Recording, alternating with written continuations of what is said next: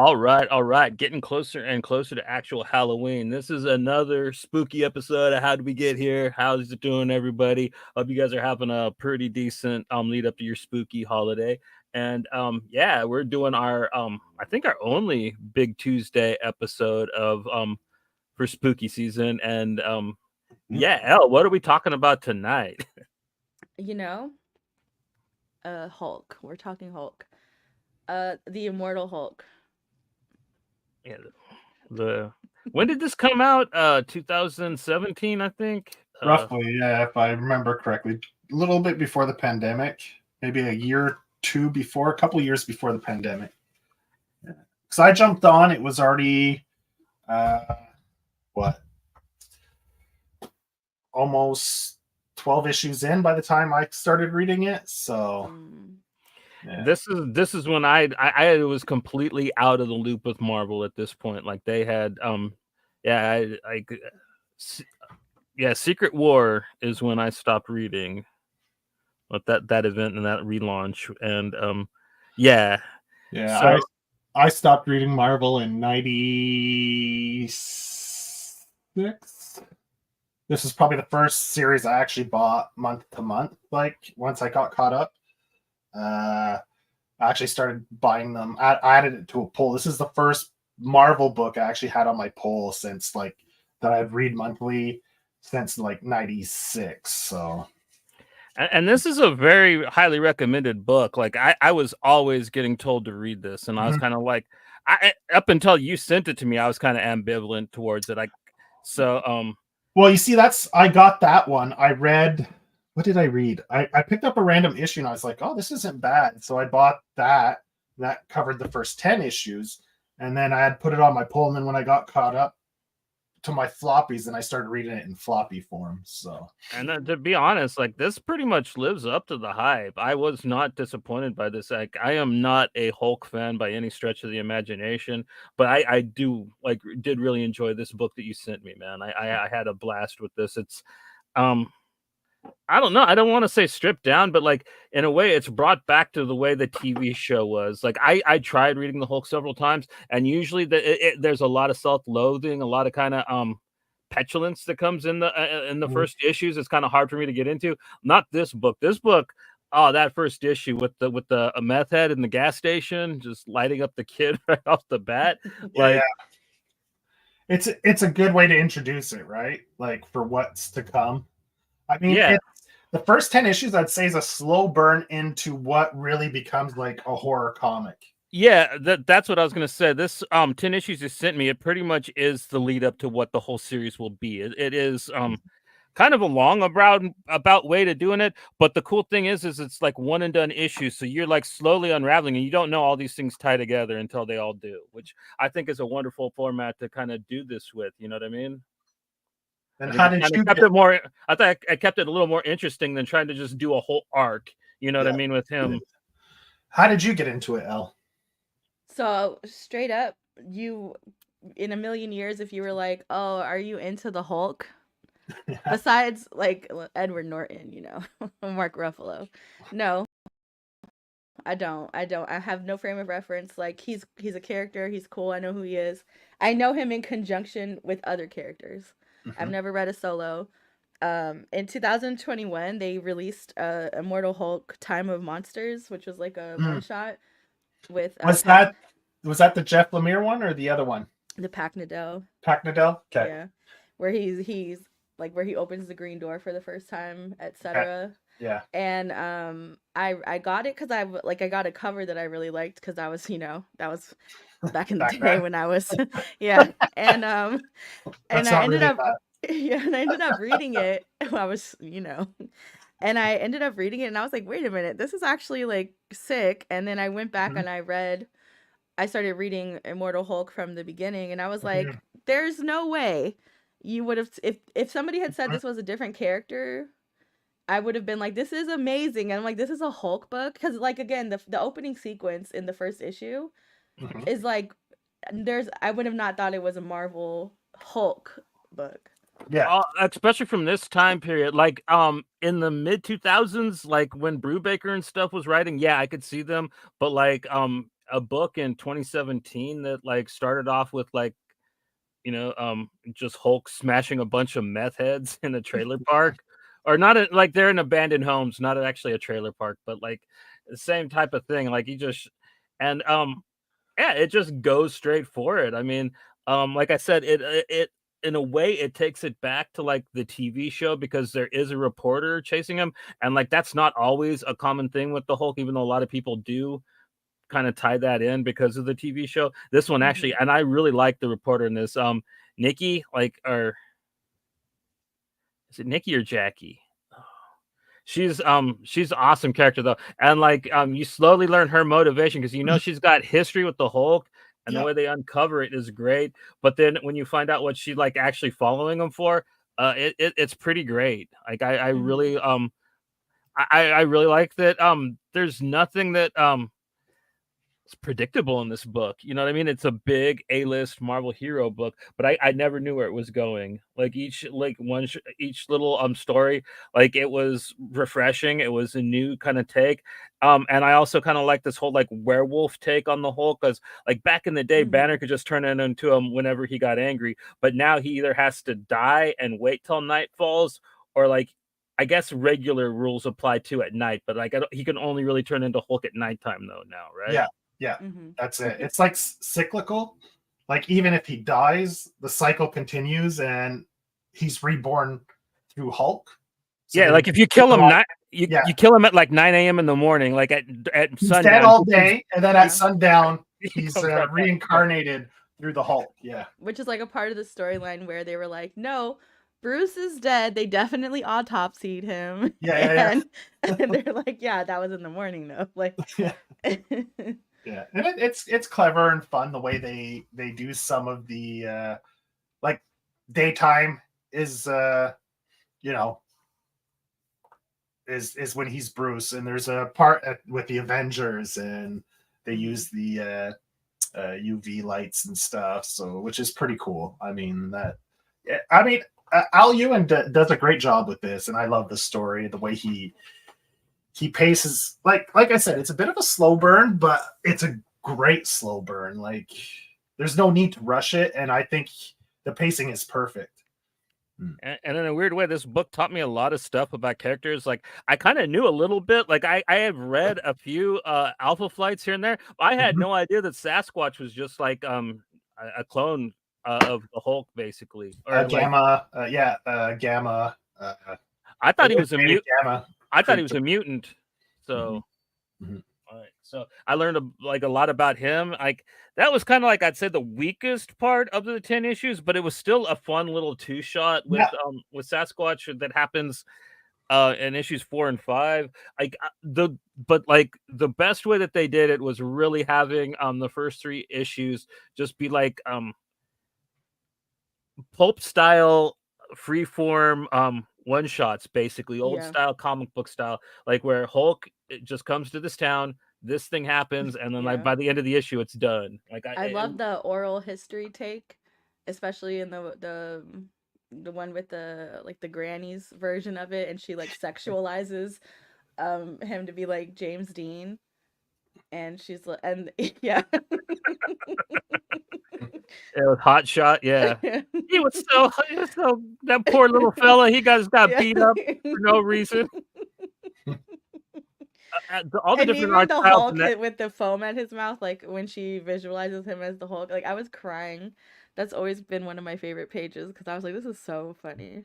But all the different art styles in that issue were really neat. With the different recollections, like the bartender, and I thought that was a pretty I kind of wish that would have got turned into a 2 issue, because like I was kind of really interested in like the what they kind of leave you with the what happened to his girlfriend in the hotel room. You know what I mean? That was when it's when they really start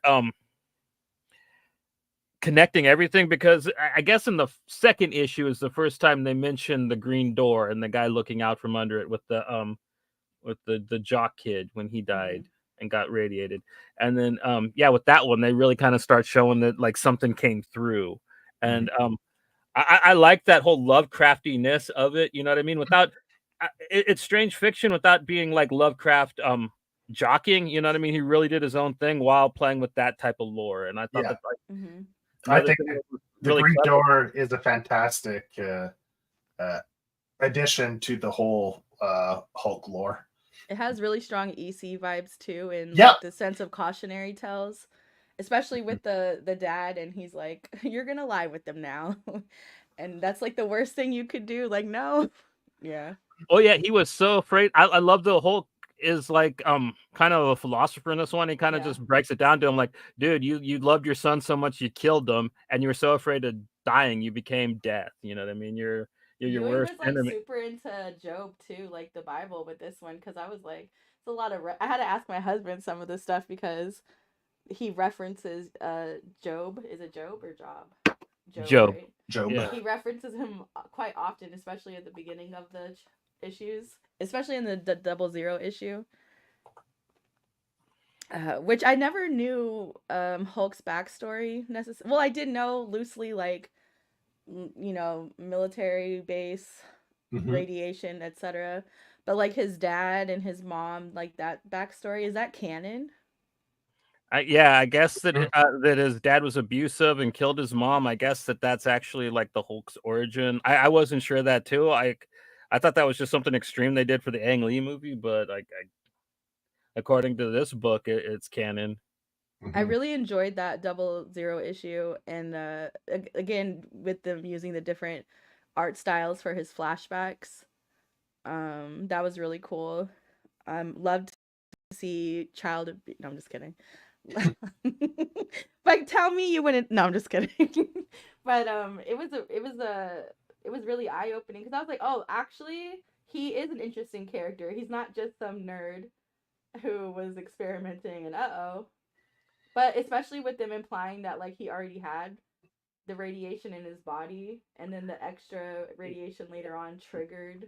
Well, from what I understand is he's actually got dissociative identity disorder. The Hulk was actually another personality inside of him even before the gamma bomb, from what I Yeah, understand. and And that's I like well, that yeah. that aspect of the story too, like how all those Hulks are in there, and the use of the reflections, and he sees the different versions of himself, Mm-hmm. and he's fighting to keep them out, and you get that, yeah, like when he looks in the mirror, yeah, that's some good stuff. I like that. Yeah. Or he sees his father, or like yeah, My favorite one's the one where he's eating bacon and yeah, like some in the Oh, pork. I was gonna point this out. yeah, The way he describes seasoning his egg. Yeah. And I would say that's exactly how I season mine. Salt on the outside, pepper in the middle. Because I would imagine, like, at this point, that's the only thing you can savor, like the little tiniest of moments, because everything else is consumed by XYZ. And then I liked the restaurant was called Bushima's. That was cute, I but thought. yeah, yeah, hmm It's little just good to nod. know we have the same egg order, you know? We have something in common besides mental illness. Yeah. But I love how he like starts broke all the time, and he's like stealing clothes off people's clotheslines. He's not, like he's in squalor, right? Because Mm-hmm. he's not a Tony Stark who's rich. He's not, he's just a regular dude that this happened to, and he's in hiding. He's not a rich Mm-hmm. person. And he gets into these funny little situations when he's Bruce Banner, right? Where he's not the Hulk all day long, so he Mm-hmm. has to deal with the bullshit like the rest of us do. Yeah. Like he isn't super when he's in daytime. Oh, I Yeah, love when he called in like hey, there's like some radiation over here. And they're like, yeah, okay. I'm Bruce Banner, actually. in the second issue, yeah, where he's trying to get them to come to the Yeah. graveyard and they're just blowing them off. Yeah. Yeah. That Well, was I love that the radiation guy man or whatever. Yeah. That was great too. That's where you're like Elle is saying like that story definitely gives off like old Oh, that was, yeah, for sure. That one specifically, yeah. DC vibes and stuff like that. Yeah, yeah. And it goes brutal into death by radiation. Like it doesn't spare too many details. Like it explains like the walking ghost phenomenon Hmm. pretty traumatically, you know what I mean? Like when I was a kid, like I watched a movie about Madame Curie and her husband and what Hmm. happened to them when she discovered radiation. So like I actually had a healthy fear of radiation as a child. So Hmm. like kind of reading that kind of stuff just kind of set that back into motion. Like fuck, I wasn't scared of that for a couple years. Thank you, Al Ewing. Like Yeah. Yeah. but another thing, like you were saying, like this book goes into detail of like how gross Bruce Banner can get on the road. Like, cause that episode where like he's doing the flashback of him getting into the fight, the bartender was talking about like him looking like he's wearing a dead man's clothes and he smelled like he like it was a dead man's turd and stuff like that. Like it got into detail with how gross Banner was when he went and beat up beautiful James Dean. Oh boy. Exactly, because like I said, he's in squalor, right? He doesn't often have money because Hmm. his clothes rip up and stuff. So if he has a wallet and money, like he turns into Hulk, the clothes rip up, he loses all his ID, his money, everything. So he rarely has the opportunity to like get a hotel and get a shower, right? So it makes sense that he's got like, that hobo kind of Oda hobo on him. But like in modern age, like he could totally spin that for like a influencer endorsement deal with like Lululemon, like unlimited stretchy pants. um, there's a lot of things he could do with that ability nowadays. Yeah, if he was like spanging on stream and stuff like that, Yeah. teaching people how to train hop and stuff. Yeah, he'd have to be able to afford a phone though to record himself doing all these things. He They're records it expensive. at random Apple stores, just random laptops plugged in. Stealing them. Well, like one thing that like it still kind of gets me about the character is his just disregard for people, their space, and their objects. Man, like he doesn't care like where he's at or who he's around when he hulks out, which I think is probably like the reason why like I never really gravitated towards the hero as a kid. You know what I mean? Like he's rarely heroic aside for like his own selfish need in this book. You know what I mean? Kind of. He's trying to figure out what's his problem is Yeah, I mean, while Iron Man's blowing up towns to stop him. You know, he's kind of a dick. well, it's because he doesn't want to be a hero, right? He'd rather just be Bruce Banner and not have to deal with the Hulk, right? And I get that he's a monster in this. Like there's a new form of the Devil Hulk, right? Devil Hulk, yeah. Thor coins it when he gets punched in the face by the Hulk. But yeah, we get like two really cool like establishing stories at the beginning for Hulk, like we said, like the one with the where he just levels some tweakers, and then another one where he stops Radiation Man who like tried to save his kid. But then after that we kind of get kind of into the meat of the story with the introduction of Sasquatch. He kind of calls up and starts hanging out with the reporter that's following the Hulk around, and that's where we kind of learn that anybody that's been mutated by Gamma has the same like zombie property that Hulk does, because like not too long after like the Sasquatch and the reporter meet back up, like they're at this diner where all of a sudden this fight just breaks up out of nowhere, and these dudes just straight shank Sasquatch. Oh, but you also get to see that there is past with the reporter and the Hulk, man. Like I love this sequence with the don't look in his eyes, and she did just to do it. Like really cool stuff. But yeah, like you kind of Sasquatch gets killed and like he comes back to life like the Hulk, but also he has a history of being possessed, I guess. There's like a ancient demon that possessed him when he first became Sasquatch, and like somehow that made him eligible for like the same thing that came through the green door to get in him. And like Joe said, it presents itself as Hulk's dad, which is pretty creepy. You know what I mean? Like the little horror nods to this book that like that's why I like doing it as a spooky season thing, because the horror stuff really works good in this book. Unlike it's not ever present. They don't try to jam everything in. They don't try to make it like a gory book or anything.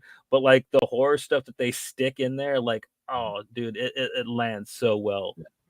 See, what I loved about this is I read Incredible Hulk back in the 90s when Peter David, Dale Keown was on art. Peter David was writing it. And he did an arc when it was Gray Hulk, leading up to the reemergence of the Green Hulk after. And Doctor Strange would put him under some kind of hypnosis to go into his psyche, right?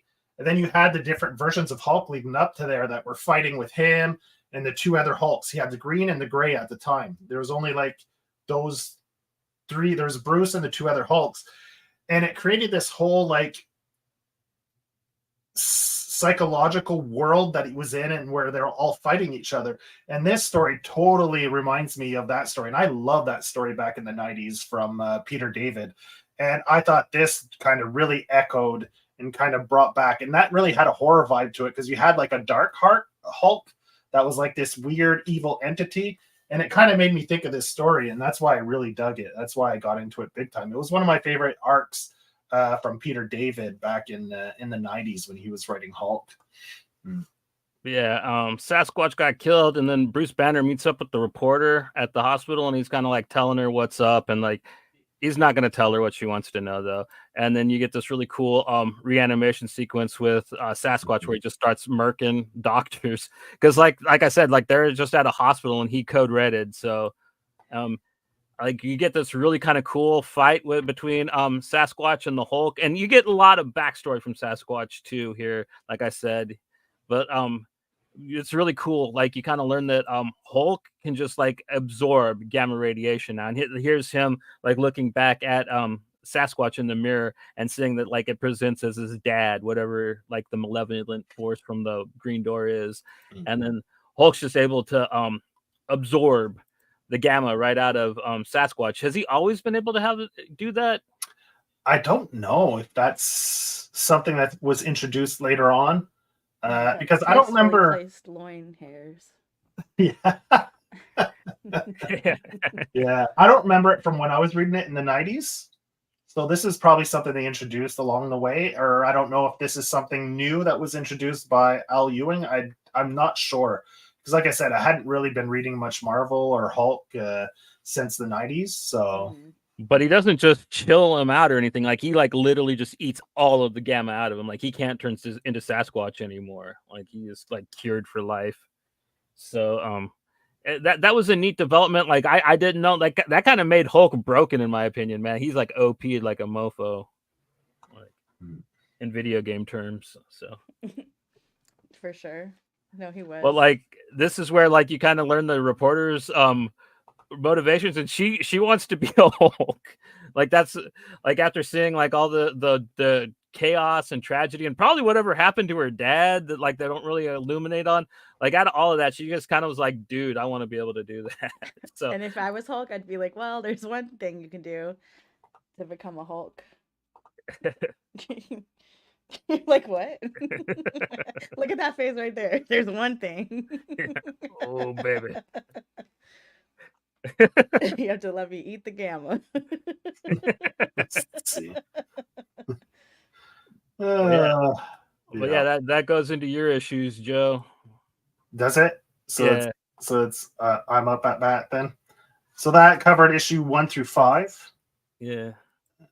All right, I'm just gonna load up a couple more here. There we go. All right, so that brings us to issue 6, which here. I kind of put some of the covers because you have what's his name did all the covers, Alex Ross. So they're pretty cool. And one little thing they had as well are he put these quotes at the beginning of each issue, which was kind of fun as well. Yeah, some of them were pretty cool. A lot of them are like more or less relevant to the story that's going on. So here we have, after all that, Bruce Banner actually is able to find himself a place to crash, a hotel, thinking back about how he became the Hulk.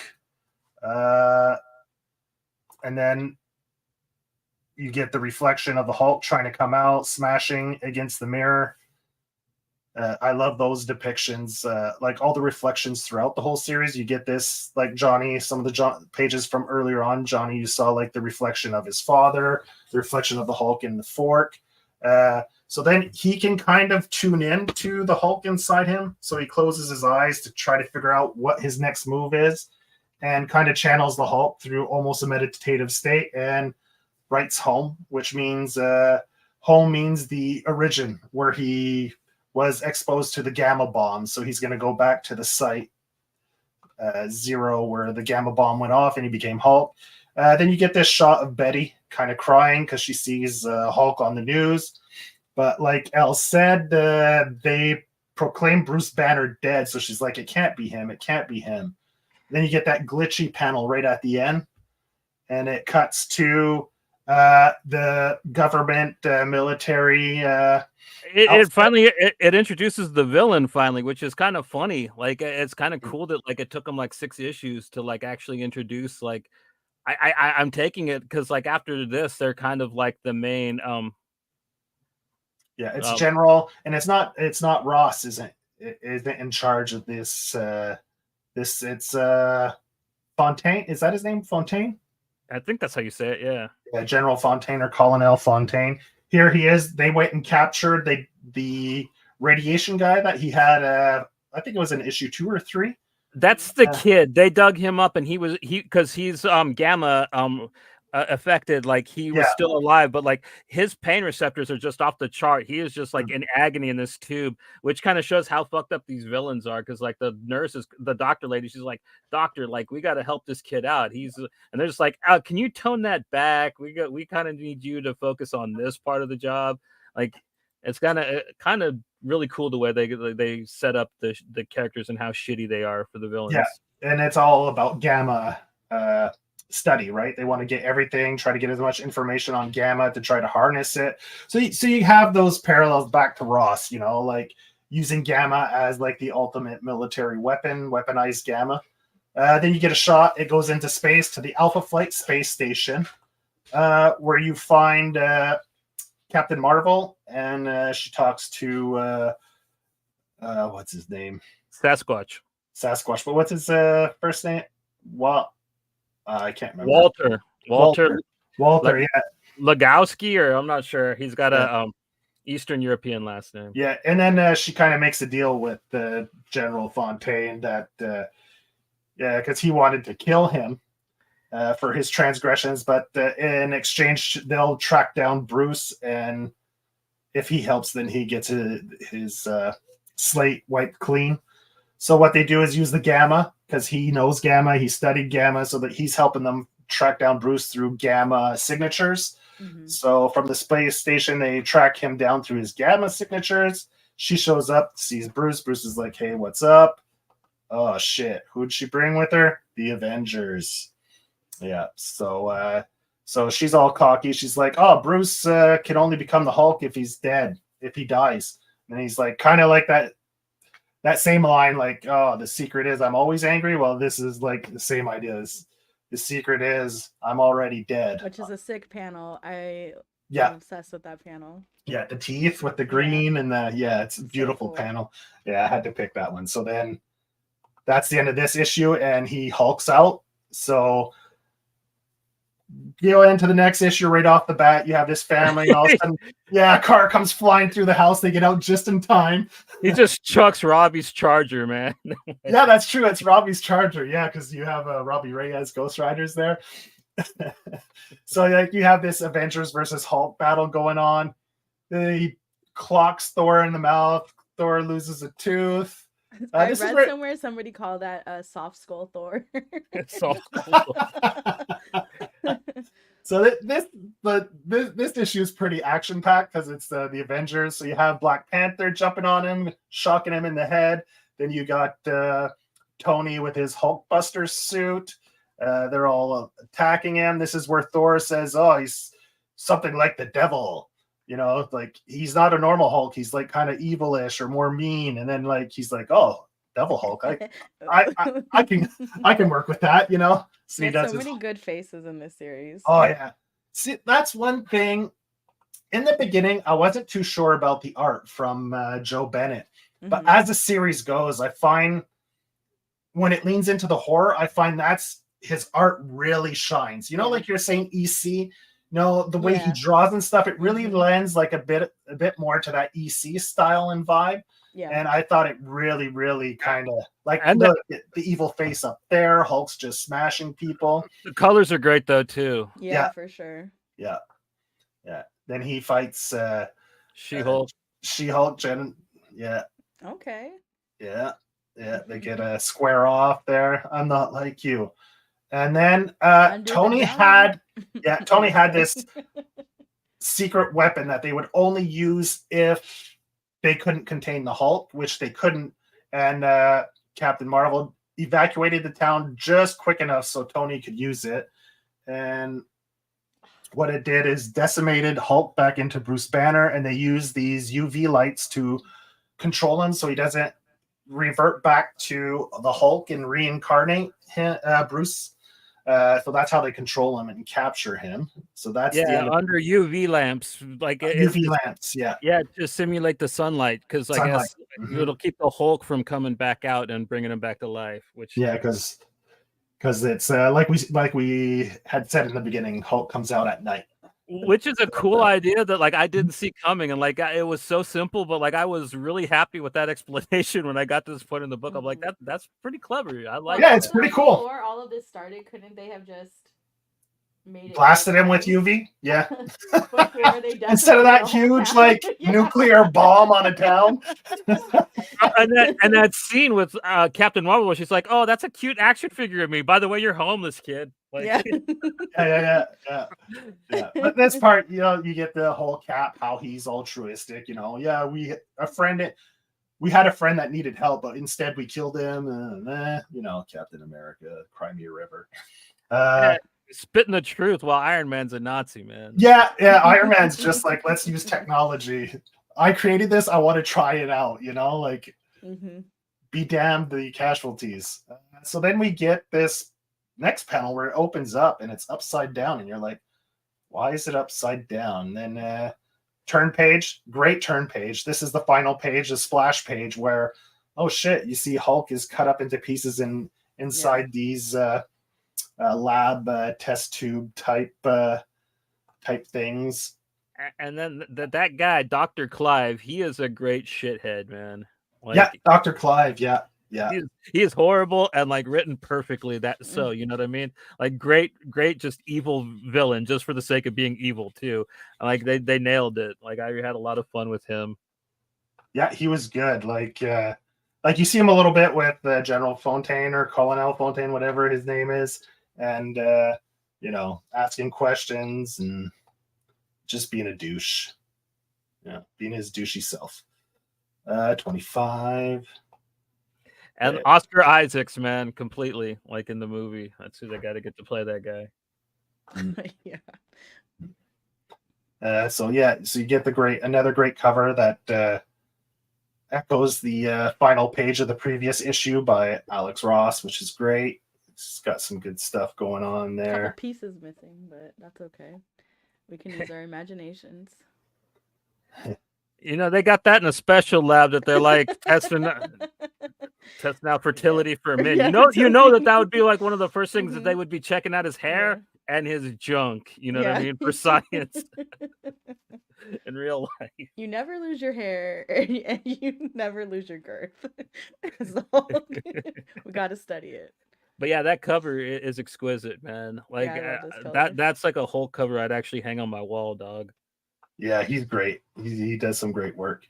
All right, so next issue is the Hulk being in the lab. So you got Dr. Clive, kind of, you know, cut his heart in half and just playing with it. Man, he's a dick. Yeah, just like doing experiments. They need to know everything they can. Then we go back up to the Alpha Flight space station, back with Captain Marvel, and something strange happened. They captured Hulk, but now they've gone MIA. They don't know what's going on. Hulk is considered one of the most dangerous weapons and now he's missing, and this government agency is kind of hiding it. So it's kind of now she's worried about what's going on. So she recruits Walter, we said was his name. Yeah, Walter. Sasquatch to head up a new team to track down, find Bruce Banner or the Hulk, whichever it may be. And he's like, yeah, it's not Alpha Flight. It's a new team I'm putting together. And he comes up with the name Gamma Flight, which he thinks is super clever with that little smirk on his face. Her face explains it all like this. Yeah, he's like, yeah, Gamma Flight. I'm so clever. I'm so goddamn clever. Look at me, Mr. Clever Guy. And she's not too impressed. But anyway. So we go back to the lab where Clive is just losing his shit on Hulk, and Hulk's just taunting him. And lo and behold, he finds out, oh shit, you're playing us all along. And then, very humbling too to see how big your head is based on compared to your other body parts when it's jarred. His head is very large. Hulk does like kind of the Thanos snap, breaks the jars. So all the jars break. He starts to form back together while absorbing Dr. Clive at the same time. Yeah. Help, please, don't. Yeah. So then he escapes, gets out, and once he gets back out into the desert, it's the morning, it's daylight. So then you see him switching back into Bruce Banner. And this is where that's a neat effect. Him melting back into a man, like the Hulk's like literally melted. Like that is a cool composition. Yeah. A lot of great stuff in there for that. And I think this is when the horror really starts to kick in a little more. You get like the body horror elements start to come out more, like his transformation. Like before they alluded to it from panel to panel, like when he's in the morgue, you see his hand, and the next one, his hand is green, like he turns into the Hulk. Here they really show the transformation, the body horror aspects. It's really cool. I mean, it's pretty gory. I mean, like they don't have like Hulk blood everywhere, but like he's dismembered. You know what I mean? Like his heart's cut in half. That's pretty gory. You know what I mean? Yeah. You saw it a little bit when he absorbed the gamma from Sasquatch. He had a little bit of that body horror stuff, like the way he absorbed the gamma. But now they really start leaning into it big time. So here you have Bruce after he escapes. Another little run-in where he's stealing clothes off a line. He gets shot by some redneck in the trailer park because, you don't steal his clothes. So then it switches to the absorption, Iron Man catching the Mr. What's his name? The Absorption Man or whatever his name is? The Absorbing Man, Killer Creel. Yeah. So, Crusher Creel. Yeah. Crusher Creel, yeah. And then it goes back and forth, the story, because there's going to be a conflict between him and Hulk. So they're going back to each character's story leading up to that conflict. So here we go back to the Bruce Banner story, where there's this agent that shows up to find out what happened with this character and Bruce's interaction, asks him some questions, and then pop, takes care of business. No one needs to know about the Hulk. So this hitman assassin agent takes out the redneck that shot Bruce. So then we see Bruce going to the base where it all took place first. Where the bomb dropped. He's kind of putting it together. He's been played though, like because when that's coming up. Yeah. Oh, I thought this was where he kind of like figured it out right here because like, it's coming up soon. Yeah, okay. Where when he sees the reflection. So then we get where he makes a deal with General Fontaine to blast him full of gamma and stuff like that. But then we go back to the Hulk, and this is where he sees the reflection of his father in the door, and he's like, oh, this is what you wanted. You tricked me. You led me here for other purposes. Then it flashes back to the Absorption Man. Now he's pumped full of red gamma, which absorbs, and seeing as how he's already an Absorption Man, it extrapolates his power even more. And you see the little green mouse, green gamma, and he just completely absorbs it to death till it dies. 43. Oh, it didn't load. 44. Where's He's 44? giving Vincent D'Onofrio in that bottom middle panel. It's straight up. Good call. He looks just like him. He's my first crush. He's your first crush? Vincent D'Onofrio. When he was the bug in the Egger suit in Men in in Black. Men in Black. And then later in Cell, my dad was like, absolutely not. Oh, that's right. He was the killer, right? He like hung himself up above the chicks and bleached himself. Yeah.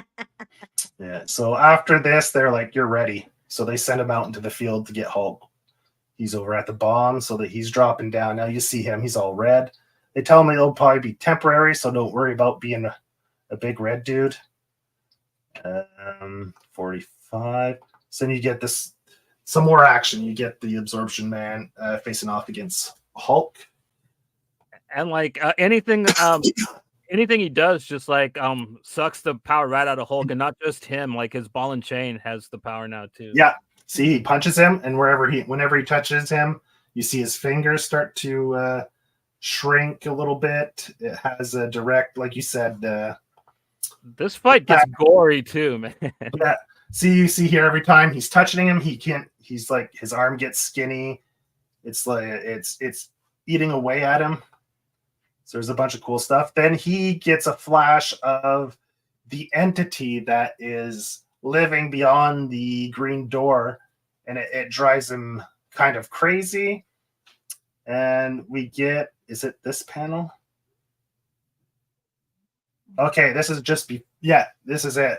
This is the reveal. You see Hulk now, he's all skinnied out because he's been absorbed almost to death. Yeah, Hungry Hulk. Yeah, that's what you like calling him. Yeah. And then you get revealed what happens to the Absorption Man.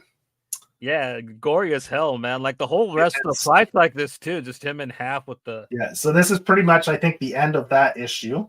Then we hit issue. The next issue is the Green Door issue. The cover, fantastic. I love this. Yeah, that Green Door cover is fantastic. Another Alex Ross cover. Get the quote. Then boom.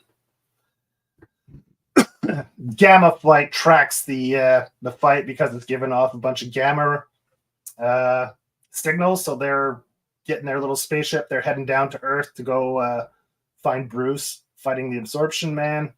So here you have them squaring off, like Johnny says, Hungry Hulk versus I don't know what you want to call creepy Absorption Man. It's like that's like Evil Dead absorbing man. He looks like straight out of Evil Dead too. I'll swallow your soul. I'll swallow your soul. Because he's definitely living gastric sleeve Hulk. Mm-hmm. That one. So they keep their fight going. He's still absorbing him through his touches. That hasn't changed. I would stop fighting him just because he looks gross. You know what I mean? Like the little snake skull is giving leech, giving maggot body. So yeah, for sure. Here he pulls that part out, like you said. He's like, "Yeah, I can't stand looking at it. I'm gonna get rid of this. It's turning my stomach." Yeah. He beats him with it too, which is hella funny. Yeah. So then the sniper guy is kind of keeping General or Colonel Fontaine abreast of what's happening. He's filling him in. He's got him in his sights with his. Yeah, he's have some kind of morphing. He can morph his hands or body parts into weapons. So he's checking him out with the scope, letting them fight. They say he's winning. He's got the upper hand. And then he says, "Take the shot." Once the Hulk rips the skull out of him. Well, he waits until Gamma Flight gets there, and then he shoots Hulk in the eye with this stuff to piss him off. So like he thinks a Gamma Flight. Gamma Flight shot at him. Yeah, exactly. So then he turns on Gamma Flight, grabs the ship, smashes it. Hulk smash. Ugh, yeah. Then he's realized it kind of hits him. Oh, he's going to ground zero. He's going to ground zero to try to where the Gamma is. So he wants to chase down the Absorption Man. Puck gets in the way, though. He blasts him through the stomach with whatever that gun is. I don't know what the hell that gun is, but it's the fireball gun from the Super Mario Brothers movie, man. So he blasts him through there. Panel 62 didn't load. That's where you have the Absorption Man. I think that's where he's like, "We're too late. We didn't make it in time." Yeah, that's exactly it. Didn't make it in time because Puck got in the way. Couldn't stop him. And boom, all the gamma that he absorbed from the Hulk made it to ground zero, and all that gamma he absorbed was enough gamma radiation energy to open the green door. So now it created a rip between the two worlds, kind of. Yeah, so 63, panel 63. Yeah. This is where all hell's going loose. The reporter's like, where are we? Where are we? Hulk's like, isn't it obvious? You don't know where we are? He's like, this is where we are. This is like the other world you're looking into. And he's like, welcome to hell. Yeah, it's got the same end as like the Void or Lucio Fulci's Beyond. I love that kind of ending. So like what happens here, Joe? Like not to spoil too much, but like does it let like a bunch of monsters from the other side like loose on Earth and like he has to get back, or like kind of how does the story go from here? Would you say? Well, I haven't reread it that far, but it's mainly like him fighting, like trying to it's weird because you have that entity right on the other side and he wants to control it, and then Fontaine turns into the Absorption Man or something like that. It keeps going, and anyway, it gets a little crazy, man. It keeps going with the horror stuff. I don't remember exactly how the green door goes, because it's his father that it shows up as his father. I'd have to reread it. I don't know exactly how it goes, but yeah, it's definitely got that otherworld thing where everything's weird and like the rules don't apply. Hulk isn't as strong there. Mm-hmm. You're gonna have to give me the rest of the series, man, so I can read it. Like it's been a while. I haven't read it in like fuck. When did this? That was like what, 2-3 years ago? 3 years ago. I haven't read it since it wrapped. 3 or 4 years ago. Like I just reread these 10 issues for the episodes, so it's fresh in my mind. Yeah, I read because I made sure to get caught up in time to read the last issue when it dropped. Mm-hmm. I wanted to when it was releasing. And it had a 50-issue run, almost 5 years. Yeah. Originally, it was supposed to be 25. So, and I like the ending on 25. It was pretty cool. Like I thought it was pretty. If they would have just ended it there, it would have been pretty satisfying. Because you have the aspect of the green door, it opens up another world, and then Hulk becomes like one with the universe. Like anyway, that's how issue 25 ends. So it finished that arc, and then the series kind of kept going. Okay, so it kind of did like what Vertigo series did when they kind of continued from because it was doing so well, and readers were eating it up, so they decided to run it to 50. Which there's some great stories after that. I haven't completely finished. I think I stopped at issue 41 because my to read pal, I was getting, we started recording the episodes and stuff, so I kind of wasn't able to read stuff I actually wanted to read as much, like I, reading for the show and stuff. So it kind of got. I'll have to finish reading it. I have 9 issues left to read and have the whole thing done. I almost have a good feeling about the new Hulk comic. I like the art, man. I kind of Klein. Yeah, I think it looks like it's going to have a pretty good horror angle to it too. I might give it a shot. Like Philip Kennedy Johnson, he's pretty solid. So I haven't read anything he's done for Marvel though. So I've read like a bunch of shit he did for Boom. Mm-hmm. Yeah, because Skinny Hulk, right? He was. That led into the Carnage. They had the one Carnage. The King in Black. They had a King in Black and they had a Carnage tie-in too. Okay. Yeah, the Spiral one, like the whatever it was. I don't remember what that thing was, but I didn't read it. I didn't read the whole Ultimate Carnage. Was that what it was? Before a very Canadian French spin on Carnage. I don't remember. I didn't read any one of those. I didn't read the King in Black or I that read Venom. Before. I think King in Black Venom. Yeah, I didn't read any of those. I'm not big on the whole stupid crossovers and all that shit. Let me check this out. I have no context. So I read them and they were like, oh, if I actually knew what was going on, this would be cool probably. But I didn't have any context for the series. Yeah, I don't know. I will say Ghost Rider, the most recent iteration of it, has like Immortal Hulk vibes in my opinion. And I That, really enjoy it. that's the Benjamin Percy one. Yeah, the Johnny Blaze. Mm-hmm. Um, it has like similar like the big on the horror vibes, but then there's some things where it's like so silly that it's like I don't know. It is campy. It does have the Yeah. campiness to it. When they did their little race cars, I died. I said, if you sold these cars right now, my boys would get everyone.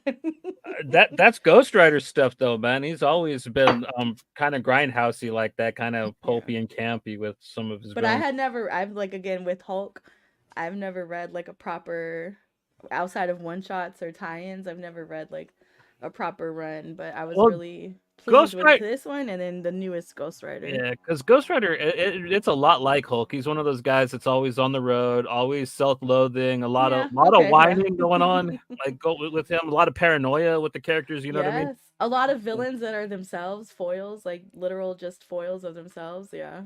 Well, a lot like kind of more than the Hulk. Like Ghost Rider, he always really creates all his own problems. Though Yeah. he's worse than Batman at it. Like he literally everything that like he has to beat up is something that he caused. Man, like Johnny Blaze is like totally the guy that probably should have been played by Ryan Reynolds, but probably never will be. Like Yeah, I can see Ryan that. Reynolds or Ryan Gosling? Ryan Reynolds, because like, Reynolds. right, I can see Ryan Reynolds creating like all his own problems, kind of like Yeah. constantly. Yeah, you think he'd be a good Johnny Blaze? No, not really. Like I'd rather. So I don't either. I'm just thinking about like how I feel about the man. You know what I mean? And No, like, no, I can see it in the way you're saying. I can see where if they Deadpooled, not to the extent of Deadpool, but if they Deadpooled Ghost Rider, I could see it working. Yeah. Innocent. And like I know not for diehard fans. I don't know. But I could see it. no, I'm still holding out hope that they actually do it like Norman Reedus. Man, I thought like he was a good idea for. He'd be all right. He'd be all right. I think he's getting a little old though. And like I'd watch Nicolas Cage back as Ghost Rider to tell you the truth. Like Wyatt Russell, like the scruffy Wyatt Russell, I think could pull it off. He's already U.S. agent. He's already U.S. agent now. Yeah, that's it. So. And then with the way things are, they're probably gonna stick with Robbie for a while. I wouldn't mind that if they actually did him right. Like I just thought that the guy that they got to play Robbie on the TV show had no charisma on camera. Like but like they had the look down. Like I'd be down like for like a cheesy Fast and the Furious ass fucking Ghost Rider movie, like the one that Thad Moore drew. Yeah. That's got some. How do you say his name? I probably just said it wrong. I always call him Thad Moore. His name Trad. Tradd. Tradd. Yeah. I believe. Yeah. So yeah, Al Ewing, Joe Bennett. Like I said, at first I was kind of not digging the art, but it really grew on me. And then, I mean, like he didn't do like a lot of the art though. Like there was like. I think mostly different artists on almost every issue of this thing, right? Yeah, there's a lot of different. Early on, I think the first 6 issues they had a lot of like people stepping in just to do the one-off issue to give him a. But I think later on you don't have it as much. I think you have a few guest artists here and there. Like I think Nick does one later on that I love where all the Hulks are together and like his subconscious. And Patera, right? Yeah, Nick Patera draws that issue, and I love that issue. I thought that one was great.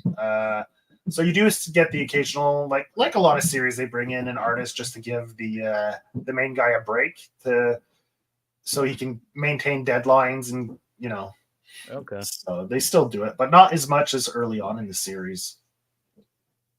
Well, I'm pretty sure like they kind of start doing more arcs too as they kind of go because like I'm pretty sure. Yeah. After a while, you got to go back to the formula, and the formula for everything now is like 5 to 6 issue arcs. So I think kind of like playing it loose and wild with the one shots at the beginning, it wasn't a sustainable kind of thing for the. If they are able to do it for most of the whole series, though, that would be gangster. Like that would actually be really cool if they were able to pull that off. Yeah, then you have, I think the leader makes, if I remember correctly, there was a storyline with the leader. That's actually who I thought the dad was when they first showed him with the little mustache and shit. I thought it was just the leader with a regular size head, but Mm-hmm. And he's Al is writing Metamorpho ongoing starting in December, I think. For DC, yeah. Yeah. Do you know who's on art? I No. know it was described as a it's gonna be a fun comic. Okay. Bob Haney is his inspiration, his ode to Bob Haney. Okay. ooh. Who is on art? Oh, Charlie Hunnam. Yeah, maybe. Yeah, as Johnny. Oh, I could see that. Yeah. Yeah. But then name somebody who. Oh, Lieber is on interiors. Steve Lieber. Okay. And Lee Lowridge is on colors.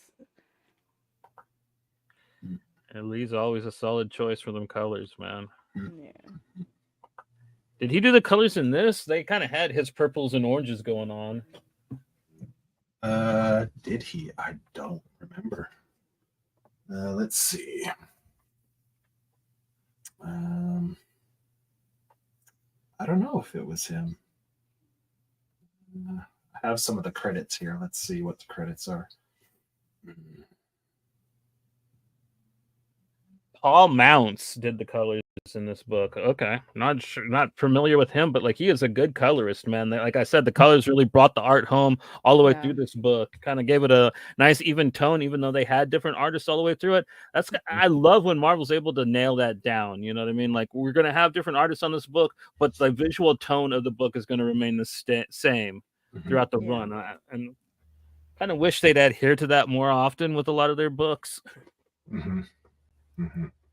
For sure. But yeah, it was a fun read. I never got to the end. Like I said, I think I stopped at issue 41. But I mean, if you want to keep doing little 10 issue blocks, we could keep going till the end and just record episodes and add it to the big 2'sdays lineup of books. Yeah, I'd be down to reread because I did remember how much fun I had with the series rereading the first 10. Yeah, I'm down. There's only 50. That's not that big of a series. No, it's solid. It's a good number. I could probably read that in 2 weeks if I like really put my foot Whoa, down. whoa. Oh, pump the brakes, Johnny. Pump the brakes there. I said in small chunks. I like I need like 2 weeks of procrastination and then 2 weeks of not, and then I'll read a chunk and then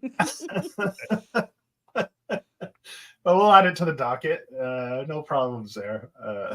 It'll refresh me because I remember bits and parts, but specifics like you're asking me for like specifics now.